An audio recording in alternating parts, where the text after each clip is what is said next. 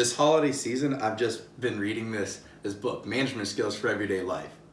And usually they teach you in improv to never say no.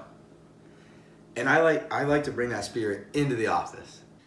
I mean, I say we'd have a problem. There's the people who say no too much. Hi, Angela. Guess what? What do you want, Kelly? I'm your secret Santa. Here's your Christmas present. No, I do not want that.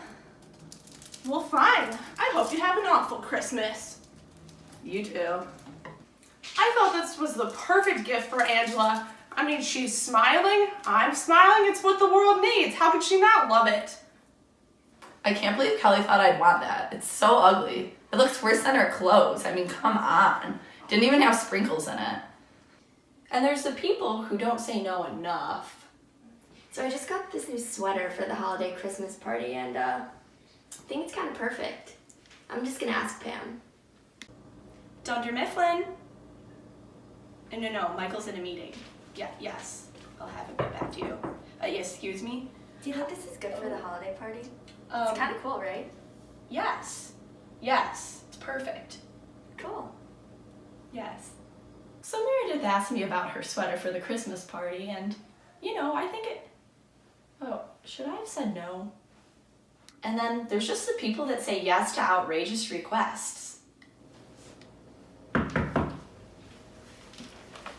What do you need, Michael? As you know, there have been reports of the Scranton Strangler near our office.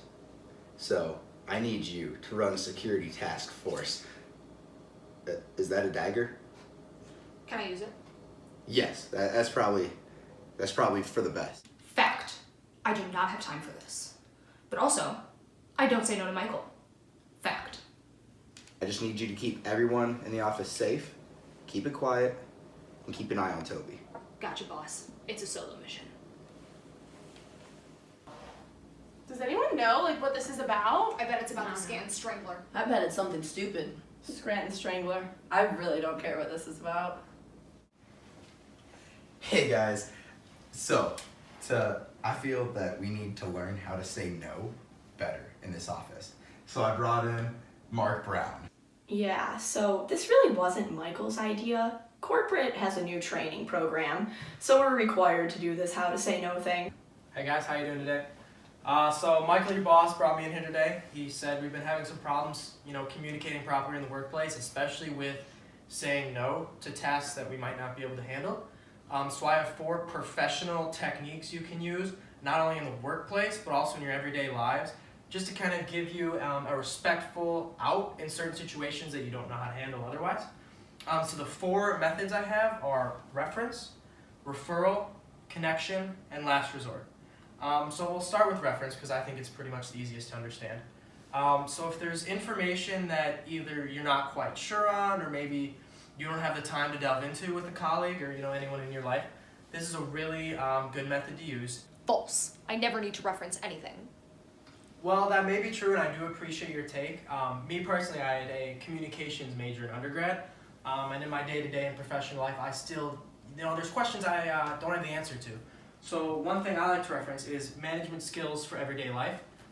And referencing is not only useful because it can help the person, but it's useful because you're not actually saying no. You're, placing them to another resource and fulfilling their request. Now that we've kind of heard about the first technique, we're going to see it in practice. So you, sir, I'm going to ask you a quick scenario, and you're going to tell me how you would say no in a professional manner. So a friend comes up to you and is working on a project. It's an Excel spreadsheet. He's in the finance industry. How would you kind of help him with that, even though you don't yourself have the knowledge? I got this one. Sorry, Michael? So in that scenario, you would want to just look it up in the encyclopedia and really see what you need to learn from that. That's what you should do in that scenario. We'll just go back to Jen, just get another perspective. I think you would reference something else so the person can have the information that you do not know. Yeah, that's perfect. Microsoft is a very popular software, so there's a lot of answers, online. There's YouTube tutorials that can help you out with some things. So I would definitely reference him there, and I think that could really help him out. So the next professional technique to saying no is connection. So in this one, you, again, don't have the time or don't want to say no and disappoint your boss, a peer, anything like that. So you connect them with someone else you know that could really help them with their problem. So say maybe you just don't have the time to do a certain project, but you know your workmate is really free, his load is light, maybe it's, you know, right after the holiday season, everything's out of the way.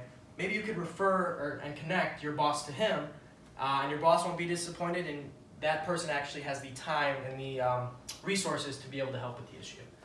So now we're going to talk about this one in another scenario. You answered the last one, we're going to get someone else. Kelly, right before the holiday, your annual company audit is due. So you're obviously, you know, completely swamped with all this work and whatever because you're in the accounting department. But your friend in the marketing department, pretty much all the campaigns are wrapped up and whatnot. And your boss comes to you and is just, you know, looking for maybe some sort of creative idea that they can roll out next quarter. What is something you could do to respectfully say no in that situation because you just don't have the time or the resources to really deal with the problem? Well, I would say that unfortunately I don't have time, but I would kindly refer them to go see Angela, who probably does have time.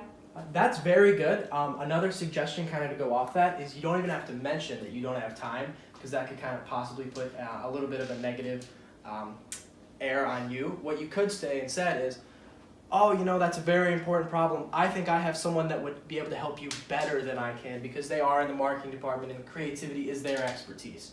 So that would be a way, there's no negative connotation on you. You actually come off very positively. I'm going to ask you, you know, for help, just kind of like in the last two. Instead of using those tactics, you're going to say, I'm sorry, but I would be doing a disservice to whoever else you're helping at the time. They actually come out of this interaction viewing you favorably because they see you helping someone else in the company. I see you in the back, I think it was Dwight. I'll give you a scenario. Maybe Jim comes up to you and asks you for help with something. Would be a polite way to respond if you just don't have the time or the resources to do so. I never help Jim because I'm always helping Michael. Okay. That's a little blunt, but that actually probably will work pretty well because you are getting the point across, and Michael is the boss. So now we've gone through those first three techniques. If you're not really comfortable with those or none of those work in your situation, we have the fourth technique, which is last resort. In this one, you are a little bit more blunt and you tell the person, you know, no, I can't do this, I don't have time for that. But the kind of social currency you gain here is you say, you know, maybe this is outside your comfort zone, this will be more of a learning opportunity for you. So you kind of almost flip the scenario and kind of make it that you're not helping them is actually a positive for them because maybe they'll be better in these certain situations in the future and they kind of learn, you know, more. They learn about this, they might not need your help next time. Is there anyone in the office who really has a difficult time saying no? Okay. It seems your coworkers think you like to answer scenarios. So Michael comes up to you, he already has you doing all the, you know, paycheck forms, some HR stuff, things like that, and you just really don't have time to help you. He asks you to help him edit his movie. Okay. Kind of how would you respectfully respond to that? Yes, Michael, you know, I just can't help you this time. I help you all the time. I do everything you ask. I can't help you this time. Is that good enough? You're getting in the right direction, but you really, really want to focus on for this last resort method what he will gain out of this. Yes, to what kind of he really, will gain out you of have this. to turn the social Okay. situation. So try it again and really focus on, you know, maybe this will improve you for next time. You can really learn from maybe doing this on your own if I don't do this for you. Michael, you need to learn how to do things on your own. I think that if you make this call yourself, you can really learn how to do this video editing. Okay, that's better. Okay, so just kind of some clear examples when you can say yes and no. Maybe if your boss comes up to you and gives you, you know, some task or something like that that you just don't have the time for, that would probably be a good scenario or situation to use one of the no tactics we've talked about. Kind of the flip of the coin of that is maybe a coworker goes out of their way to do something nice for you, like they invite you out to lunch, they give you a gift of some sort.